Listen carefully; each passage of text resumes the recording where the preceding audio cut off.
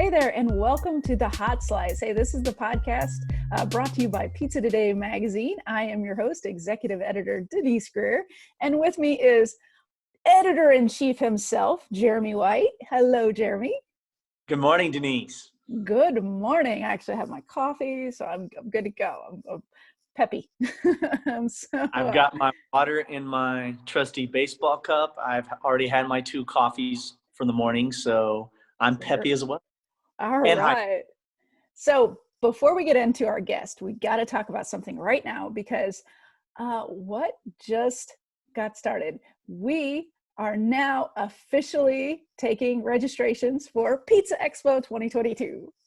Yes, March 22 through 24, Las Vegas Convention Center, not in the sweltering August heat, back to the spring where it's meant to be.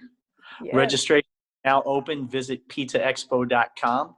Don't forget, it's on the World Wide Web, so you got to put the www dot in front of that, pizzaexpo.com. There you can register to attend the show. You can check out the educational schedule, stalk the keynote speakers, see some of the exhibiting companies that will be on the show floor. Yeah. It's a little wonderland of pizza, this little thing we call pizzaexpo.com. So check it out, get registered to attend. It is going to be, as the kids say, lit. Ooh, oh, wow, lit. Not sure about that, but that's awesome. We can take it back to 1999, Denise, and we can say it's going to be off the chain. Off the chain. I think it's going to be neato. I'm going 80s. Neato. But anyhow. You, Denise. Yeah. So the one thing I want to let people know too is as you register for Pizza Expo, if you're interested in competing in either the International Pizza Challenge, the World Pizza Games, or the International Italian Sandwich Competition, we have a sandwich competition, but you will need to do that during registration. And I'm going to tell you, those slots are going to fill up fast. So if you don't get in early, you're not going to get in. So that's just a little tip from me to you to help you get into the competitions. Let's put it this way, Denise. If you want to compete, you really need to get on there and register today. Today, as in a few days from now, you're on there and all the slots are going to be filled and you're going to kick yourself and you're going to be angry and you're going to say, I should not have waited. And then you're going to send an email into us. Hey, is there any way you can get me in the sandwich challenge? Is there any way you can get me in the, no, sorry. Wait slots list. Are fine. There's a limited amount of time. Yeah. They're full. Yeah. So I do have a little promotional thing too. So if you use the code EMRF20, we'll have Katie put it right there. When you register, you're going to save $40 off of your 3-day pass at Pizza Expo. So don't forget to do that so that you can save a little money, because saving money is always a good thing. Right? Like a little secret society that no one knows about except for people who listen to this podcast. Absolutely. Absolutely. All right. So now let's hop into talking about our guest. So we've got Anna Crucitt, and she's from Mercurio's from Pittsburgh, Pennsylvania. And this is a restaurant that specializes in homemade gelato and Neapolitan pizza. So, I mean, how much better can it get? My mouth is watering just thinking about like how amazing their food is. That's certainly a peanut butter and jelly match made in heaven combination right there. You know, I can release my first trip to Italy. There are many enduring memories from that trip, obviously. But the one thing that really, really stuck out to me was the gelato. I remember thinking, I can never enjoy ice cream again. It's how divine this gelato is. And it's mind-boggling the difference between what you and I know as ice cream and we grew up on, right? Mm-hmm. Compared to gelato, a really well-made gelato. It's night and day. Absolutely. Absolutely. And Anna really talks about how they really do it right with their program, and that they have some 30 flavors. So that's just amazing. So we'll get into that conversation, and we'll also get into how you can do Neapolitan during a time when it's all carry out and delivery. Yeah, it's not, the product was not designed to be consumed a half hour later off premises. It just was not.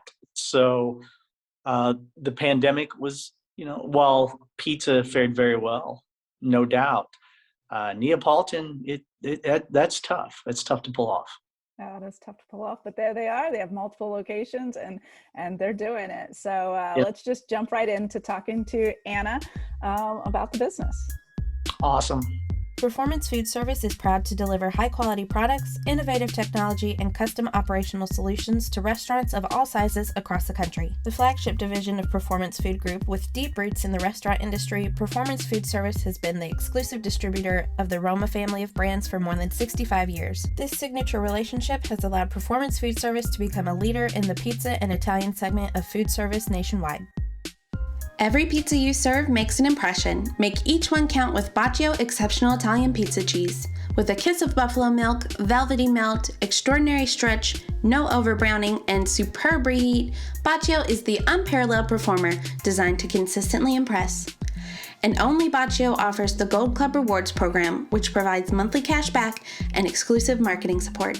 Schedule a demonstration at baciocheese.com/hotslice and discover how Bacio Exceptional Italian Pizza Cheese creates pizzas that impress. All right. So Anna, welcome to the show. Thanks for coming on with us. Hi, thanks for having me. Yeah. So first, tell us about Mercurio's and like how the business is set up and how it started, because I just love y'all's story.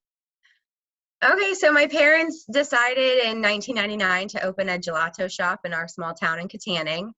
And we were there for about 5 years, and I was a freshman in high school at the time. And my brothers and I, so I'm one of 7 kids, and the youngest 3 worked in the gelato shop in Katanning. And then my parents found out very quickly that a lot of our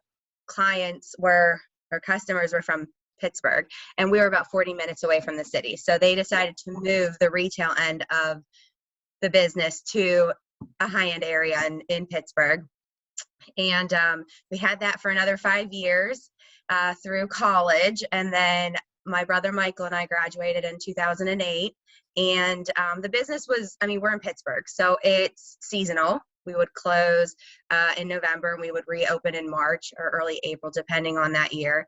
And I wanted to take over the gelato business, but we knew in Pittsburgh that I wasn't going to make a living off of just gelato.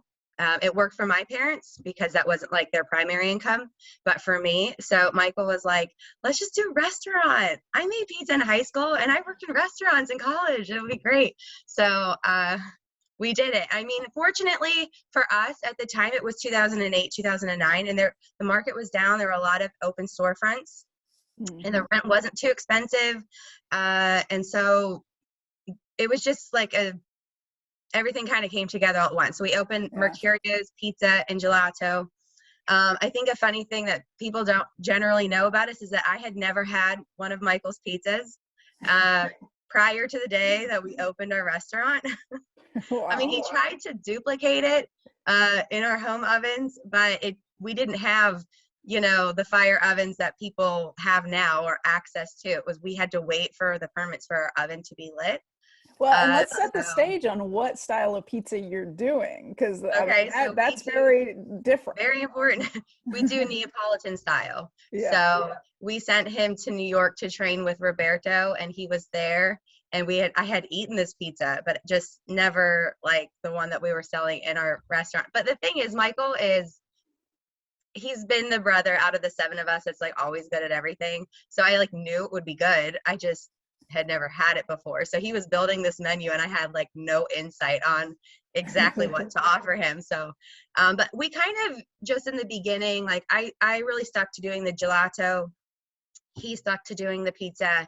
And then within the first 60 days, it was we both had to be hands-on in both areas because it just was too much for us. And then about 6 or 7 months in, our brother Joe was in the Air Force during this time, and so he got out of the Air Force and decided to join our team. So that's how the 3 of us kind of started together. And so Anna, that was in 2012. 6 months into operating the business, you yourself became a pizza maker as well, correct? I would say 6 weeks. 6 weeks. I will tell you, this is how I learned how to make pizza. We were working around the clock. I'm pretty sure this from the minute that we opened, it was because it was in anticipation. It took us 8 months to get this restaurant open. We had already had our gelato shop open. So customers were coming in, seeing the signs. When is your pizza coming? When is your pizza coming? So it was never like had to build a business. We already had a brand with gelato. We had a storefront, and it's a very busy area. So it just was like a punch in the face. And there was one Thursday that Michael just didn't come in.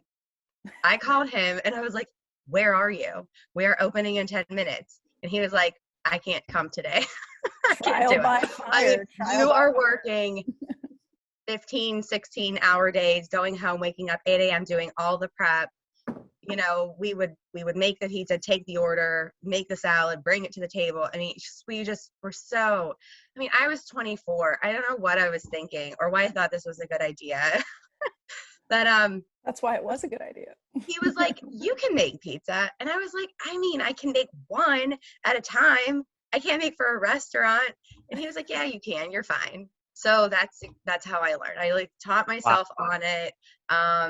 And then ever since then, it was just kind of like, and the funny thing is now I make pizza like mostly like Fridays and Saturday nights. So it's mostly in need areas.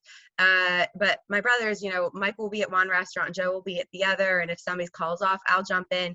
But for a while there, when we only had one restaurant, we had it fully staffed. I come in and I make pizza, and every single pizza maker, every time is like surprised that I can make pizza. And I was like, well, who do you think made pizza when you weren't here? Right. And of course I can make pizza, but yeah. So I want to know what happened that first day when it was trial by fire and you had to just jump on the line. You know, not who said pizza had to be round. I mean, I like it. You went for the rustic look, right? Yeah. They might not have all fit on the plate. Couple footballs in there. But and I think I did like up to 3 at a time. So nice. You learn quickly, and it's not like I didn't know. It just was, you're sweating the whole time. Like, you know, you want it to all be right. You want everything to come out perfectly. But yeah, and then I learned how to make pizza. So it's not been as intense since then. I will say that the most stress of any time of my life was opening my very first restaurant. And in the first, probably I'd say 6 months. I mean, all the stress even of COVID, of all the downs and ups of having like the 2 restaurants, opening a second location, like nothing compares to that first one and how intense it is. Oh, wow. When COVID hit and there, you know, the great quarantine, right? And everything's delivery and carry out, obviously gelato being a frozen product or a cold product doesn't withstand delivery super well, right? If you were only operating a gelateria at that time and did not have the food component, would you have made it through COVID, do you think? I think that we would have, but only because we had an established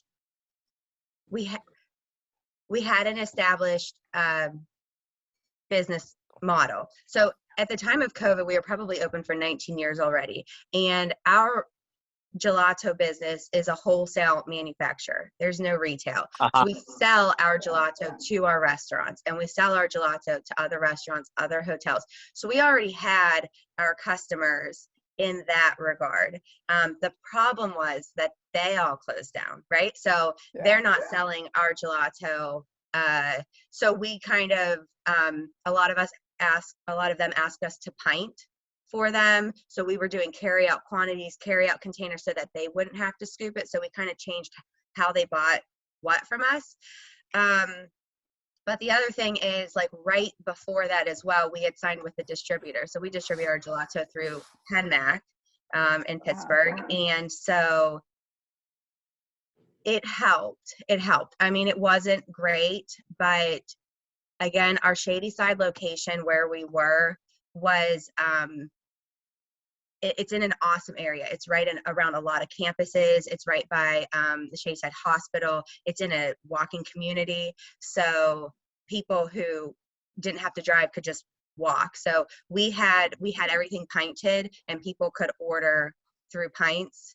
But we still, even to this day, don't do much delivery with our gelato. We did it right in the beginning, but as soon as we could afford not to do that, we cut that out. So. Yeah. Wait, when you decided to get into pizza, what made your family choose Neapolitan versus any of the other myriad styles that would be available to you as a pizzeria owner? What gravitated you towards the Neapolitan style of pizza? It was totally our parents. Mm-hmm. That was them. They took us to Italy a lot. They liked that traditional style. When I feel like maybe 14, I'm not totally sure how, but my dad built a wood-fired pizza oven in the backyard, and that was like when people didn't do that.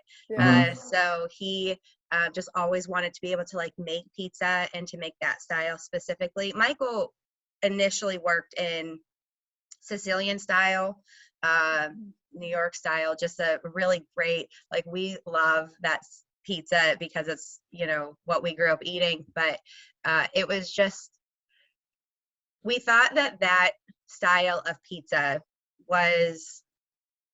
it matched the style of gelato that we were doing. So just a little bit more high end,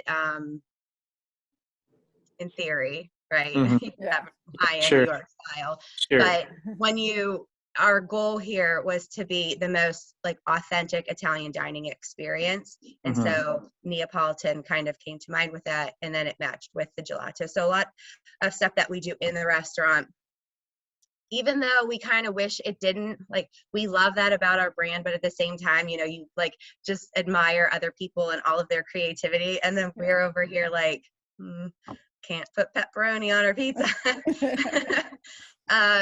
So we played around with it a little bit during COVID, but it's really what our customers love. I mean, they just really love how Italian it is. So that's what we stick with. Yeah. Now, as you know, because Neapolitan, everyone knows it, it's a challenge to deliver and to carry out, a Neapolitan. So as you've developed, have you changed it a little bit to be a little easier to go, or are you, is it packaging that helps with that? Like, how are you able to get a to-go product?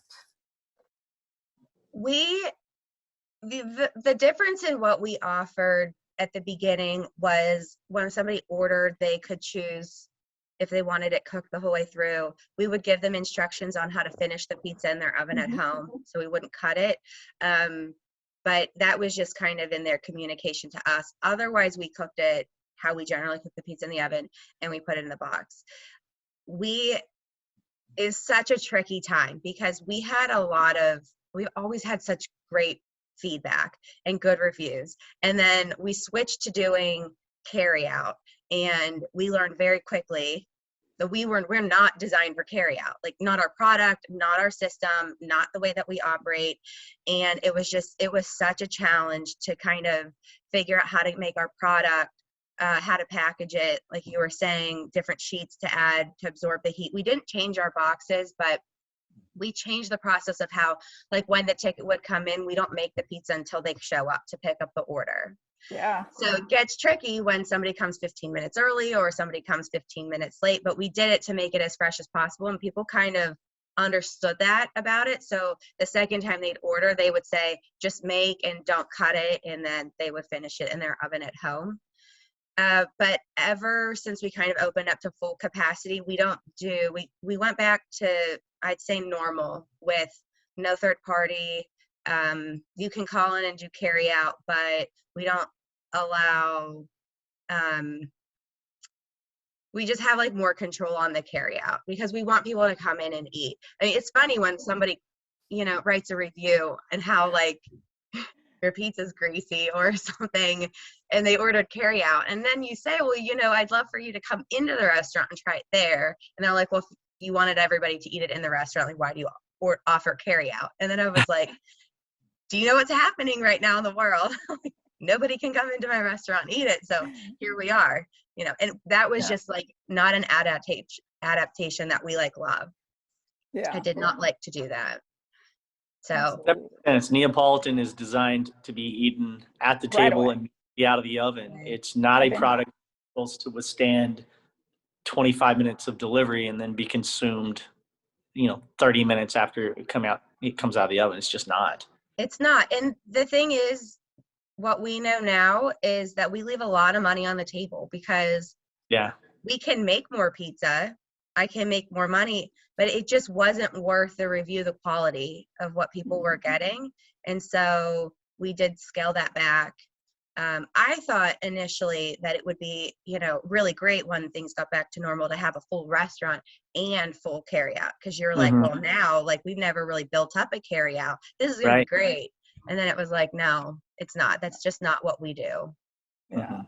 Now, as we're looking, we're getting ready to pop into 2022, what does your restaurant concept, where is it now? And kind of what are you looking forward to in the coming year? I hope some type of normalcy. Probably all.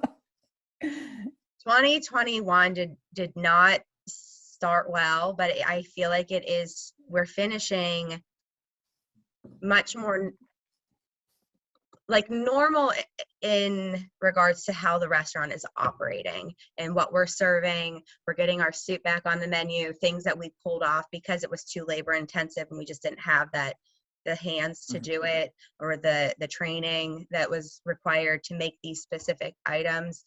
Those are starting to come back to the menu. The customers are coming back.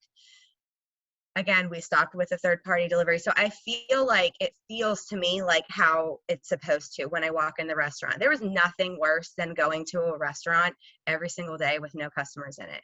I mean, because that's not that's not what I do. So I would go in, it was just depressing. You're like, I'm used to having a conversation with my customers about, how was it? How did you enjoy your meal? Did you try a new pizza? Oh, you're getting the same pizza that you get every time you come. I mean, any interaction.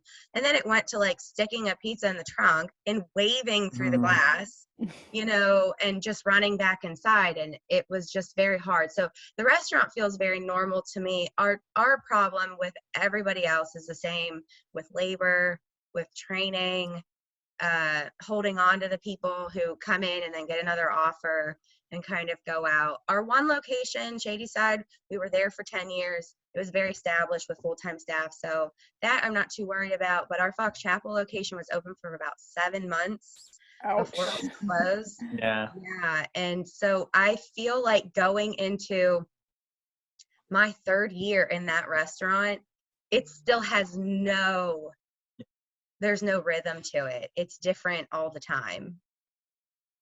Yeah, I could imagine that. So 2022 is going to be, that's going to be the bounce, this is right? The year I'm going to start like being able to put my measures against you. Hey, are we busy the day before Thanksgiving? I'm like, I don't know. Yeah. We weren't open and then we were closed the next year. I'll start having a better idea about what those types of months look like and what our sales will look like. I'm excited about it. Absolutely. Are you looking at growth plans are you thinking about it, or kind of keeping all that on hold? I wish I could say sincerely that I'm totally cool with where I am, but like, it is just not in my blood. I feel so convicted to just drive myself crazy with businesses. I don't know why. We did decide, we do want to do more restaurants, but because of the labor and what's happening, like right now, the build out would be impossible to do. I don't want to sit on that, the capital. So we're looking at kind of smaller businesses that we think would be better suited for carry out. We're talking about starting like a cheese line. So starting to make we do make our cheese in house, but we didn't want to start selling it through the restaurants, and different desserts, different pastries. We can do it. We have all the the supplies. We have everything in the restaurants to do it, just to kind of do a test. But Michael wants to open up a donut shop. Yeah. He's like, listen, we're masters in dough and we're masters in dessert. The donut is where we need to. They're popping up everywhere here. Like we've had probably Are they? 5 open in the last like 2 months. I kid you not. Yeah, they're popping up everywhere in Louisville.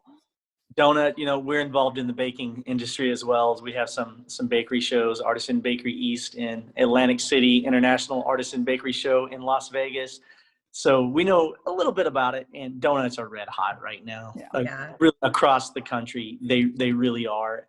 And the elevated donuts, right. the flavor versus the blueberry cake, so right. Ones with bacon on them. Your brother's onto something. Maybe right place, right time for you. That's what we've been it feels weird to do something that's a little bit different. It's not outside of what he comes up with these things, and I just follow along because I'm like, it's going to be a good donut. So, I mean, I love donuts. Yeah. Let me sidetrack. Yeah. So that's kind of what we're looking at doing.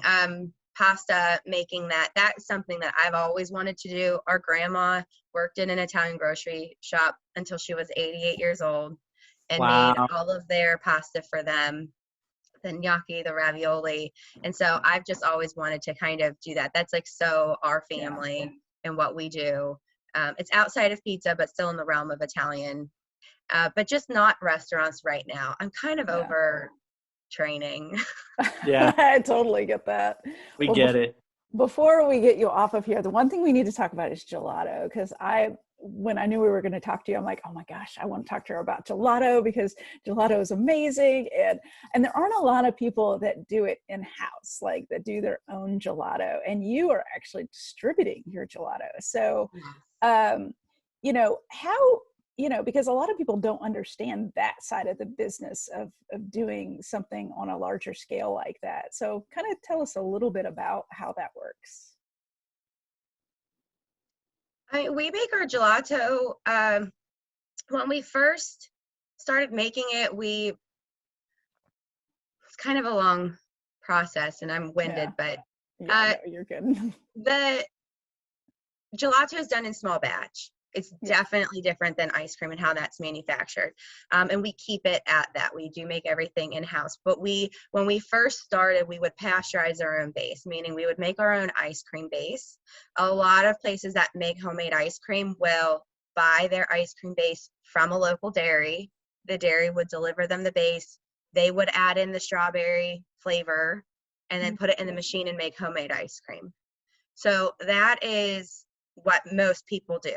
But my parents, in wanting to be perfect in the product that they made, wanted to make gelato. But you can't call a dairy, as far as I know, any in the United States. I mean, it's possible that there are 1 or 2, but you can't call a dairy and have gelato delivered to you to just throw the ingredients in. So they had to get a dairy license, and they would pasteurize in a vat pasteurizer, and then cool it down, and then we would add it. So it was our base, and that's how all of us started working, was we had to go over and pasteurize. So it's like this traumatic thing in my head. It doesn't have like feelings of enjoyment, because it's like, I need you to go over and make 30 gallons. And I'm like, so that's how all of us started working. It was like one of the easier things to do, even though it's really complicated, but it's just a step instruction.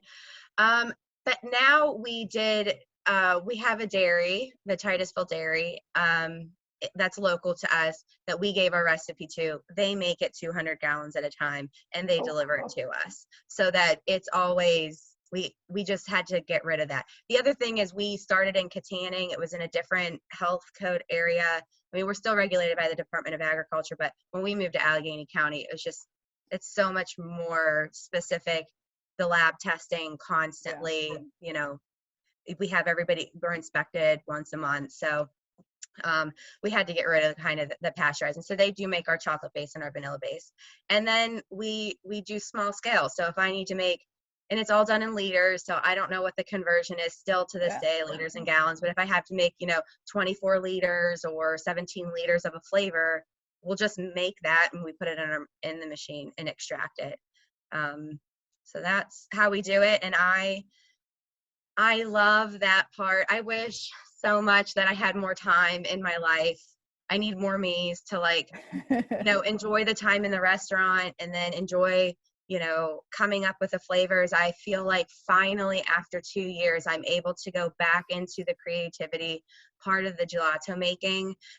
During COVID, I mean, every month we sell 30 flavors at a time. And every month I would come up with 5 new flavors that I'd never done before. And you just hope like you're just throwing something at the wall and one of them will be like a winner that you can like stick into your regular rotation. Yeah. And at COVID, I had to stop all that because I couldn't spend the money to find out if something would work. And now we're getting back into some of our holiday flavors. I made a baba rum. What is flavor. That? Baba rum. Do you know what that is? It's like these little cakes that they soak in rum, in a dark rum, and then you eat it. Nice. It's holiday. My dad would get it when we were in Italy. These jars of like, you'll see it now that I said that. Now that you said that, I'll find it. I made a flavor, a hot toddy flavor. There's just I was like, Mom, there's a lot of alcohol in this. There's a lot of whiskey in that, but I mean, we have a liquor license, so you can kind of mess around with it. So it's becoming more enjoyable, that element of it, because I mean, there's only making the same flavors all the time kind of just gets like a little redundant, but I eat so much gelato. So bad. I would be in trouble because I love it, and if I had the ability to just spoon and taste all of it, 30 flavors, I would be in trouble. I mean, big trouble. My scoopers do get into trouble. I try like they just sample the whole time they're working. I'm like, I don't care if you're sampling this. Do not do it while you're working. Don't do it in front of the customers, But they're just like, it's so good. And I just wanted to try it. That's amazing. That's so fun. Well, will we see you at Pizza Expo? I know we'll see you at Pizza Expo, right? Yes. I just saw that the tickets were yesterday, right? Didn't they open? Yep. Everything opened yesterday. I can't decide if I'll compete though. That's always the wild card. It's so fun to go and not compete. If you're competing and it's on like Thursday, you just sweat the whole week. You're like timing your dough, you're timing everything. You can't, enjoy yourself. But that is why we like to go. Absolutely. Well, thanks so much for coming onto the show. We really appreciate being able to talk to you today. And I know that I got to get to Pittsburgh. I did come to Pittsburgh, but I was on my bicycle and I rode the Great Allegheny Passage. Wow. But, so I didn't get to stop in, but the next time I'm in Pittsburgh, I'm going to stop in to try. I can ship it to you too. You're not too far away. Yeah. Right. I'm sending right after this, I'm sending a case to the Ritz in Miami Beach. And I was like, please just let me come with you. I will just hand deliver it. I will hand deliver it. I will bring it right to your kitchen. We're going to provide our addresses to Anna immediately. Yeah, immediately. Yeah. Absolutely. I can send some. That's great. All right. Well, again, thanks for coming on, and have a beautiful rest of your week. And we can't wait to see what's next for the Pizzeria and Gelateria. Thank you. All right. Thanks. Thank you. All right. Bye-bye. See you. Bye.